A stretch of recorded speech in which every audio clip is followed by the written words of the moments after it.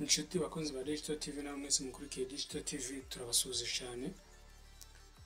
Bakunzi bacu rero ngo twabemereye ko tuzatubahiriza amahugurwa agiye atandukanye kuri telefone ndetse na computer. Uyu munsi nkuko mubitegereje muri benshi twabemereye ko tuzatubahiriza amahugurwa agiye atandukanye kuri telefone na computer.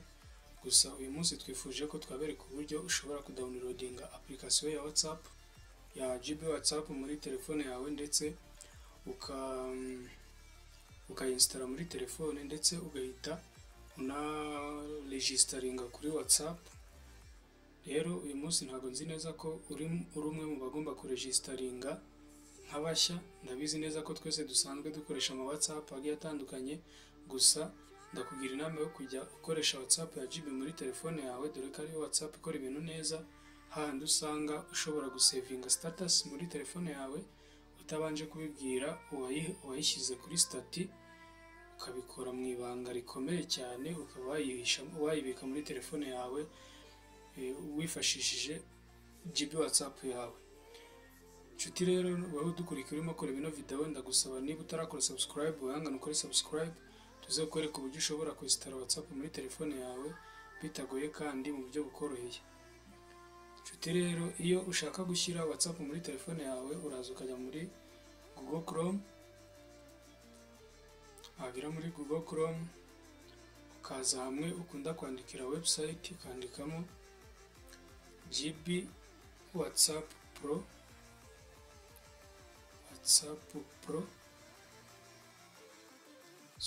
GB WhatsApp Pro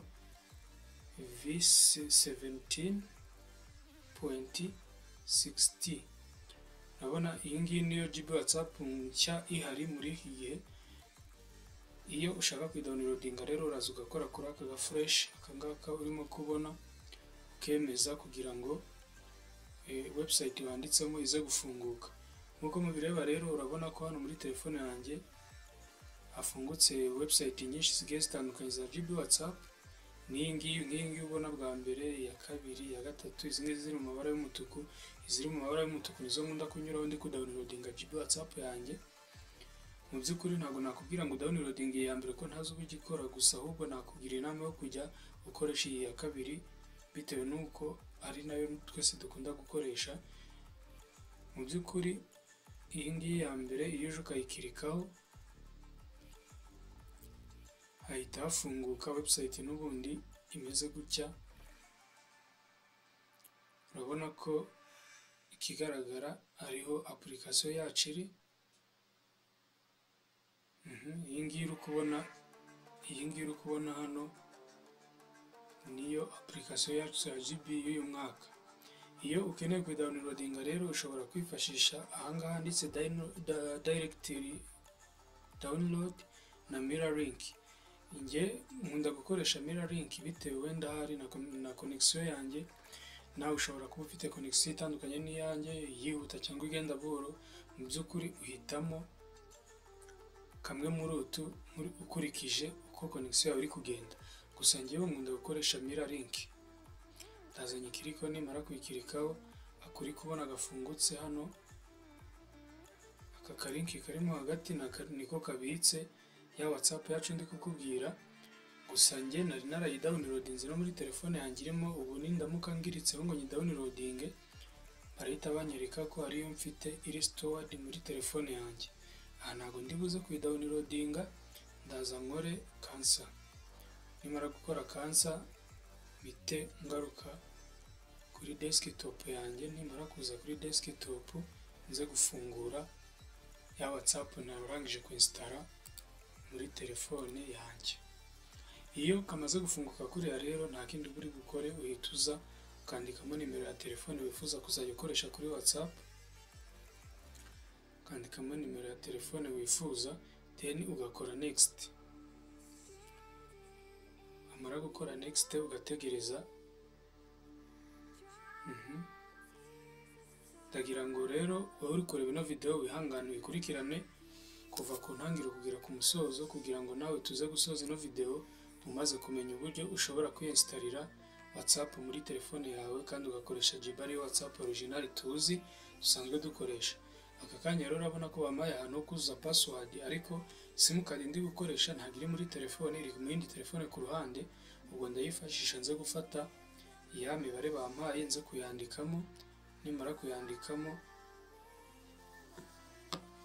urabona ko verified completed.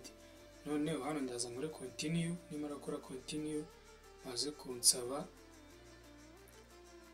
izina ndibuze gukoresha kuri WhatsApp yanjye. Mu by'ukuri ndibutsa umuntu wese utarakora subscribe yangana akore subscribe kugira tuze kugendana, ajya abona nimero nako video zacu za buri kanya tuzishyizeho, ajya ahita azibona mu ba mbere bitamusabye kumanza akora search ngo searching amenye niba twayisohoye. Mu by'ukuri tujye tugendana muri video zose tugiye dukora. Aka kanya rero urabona nkuko ubibona ko WhatsApp yanjye nsabye izina nzajya nkoresha. Nimara kurishyiramo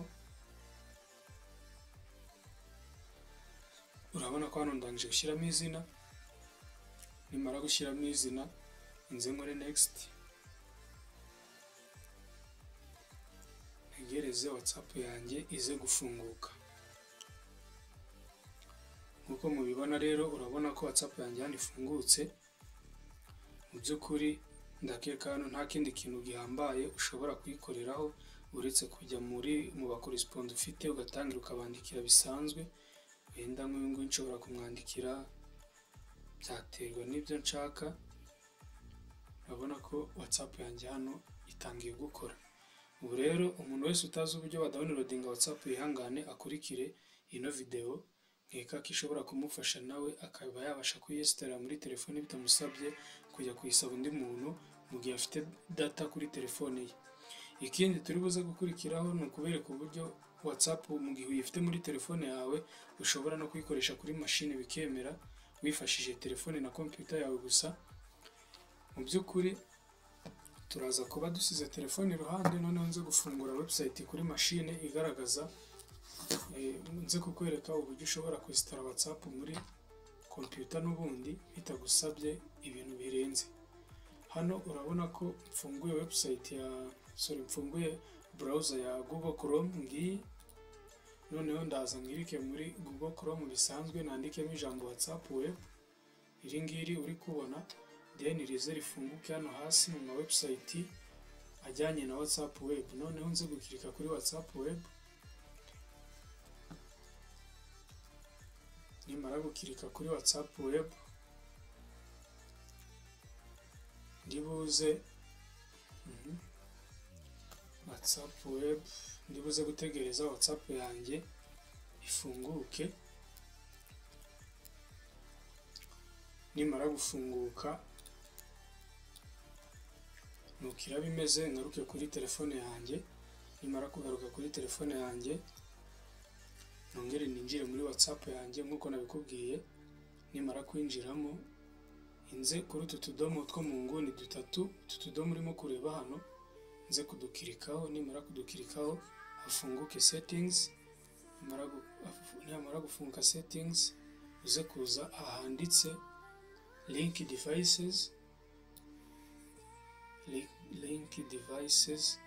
noneho link device. Nimara gukirika kuri link device ubwo telefone yanjye nimara kwemeza OK irahita ifungura kamera nze kuyitunga mwazira code izi ngizi uri kubona. Nimara kuyitungaho irazisikaninga ihite iyesitara muri machine yacu. Ubwo hano urabona ko code yifashe igiye guhita isetinga muri ya Google Chrome twafunguyemo WhatsApp web. Then urabona ko message dufite kuri WhatsApp yo muri telefone,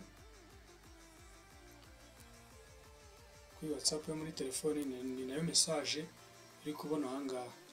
Mu by'ukuri ndakeka ubu buryo abenshi muri mwe mutari mubuzi, ariko mu by'ukuri nibwo buryo bwifashishwa kugira ngo umuntu yesitare WhatsApp muri machine. Ndetse mu gihe udafite telefone yawe cyangwa yakuzimanye, iyo ufite data kuri computer yawe urayifungura ugakomeza kuyikoresha bikemera. Noneho ndaza nkwereka uburyo bwa kabiri bwo kongera kwesitara ino WhatsApp muri machine ukoresheje Google Chrome n'ubundi. cyangwa indi browser runaka ariko ukoresheje wakoresheje nimero ya telefone bitagusabye kumanza wasikana iriya code wabonye. Ubwo iyo ushaka kuzana telefone utifashishije ino code uri kureba hano, iyi QR code uraza ugakirika handitse ngo link your phone, noneho uze wandikemo ya nimero ya telefone dufite. Numara kuyandikamo ukore next. Numara gukora next barahita baguhereza amagambo ameze gutya. Ako kanya urahita ubona ko twakiriye message kuri ya WhatsApp yo muri telefone. Niba ubireba neza, WhatsApp code to link a new device, uraza uyikirikeho. Numara kuyikirikaho baguhereza akantu kameze gutya. Numara kukabona uze gukirika kuri confirm. Noneho numara gukirika kuri confirm, WhatsApp yawe muri telefone ize gufungura utuzu tumeze gutya. Urahita uza aho usanzwe wandikira inyuguti zawe, wandikemo ari amagambo uri kubona GMR DSXT, noneho ihite n'ubundi yongera kwihuza na WhatsApp yawe.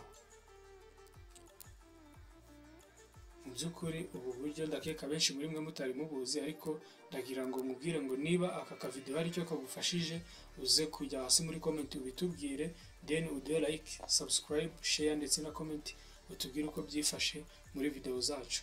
Ubu rero iyi niyo video ya nyuma dufitiye umunsi. Turagusaba kwihangana ugakora subscribe, ntugere kuri channel yacu ya Digital TV ngo udakoze subscribe ejo n'ejo bundi kugira ngo tuzongere tuguhe izindi video. Murakoze, mugire ijoro ryiza. Ciao ciao.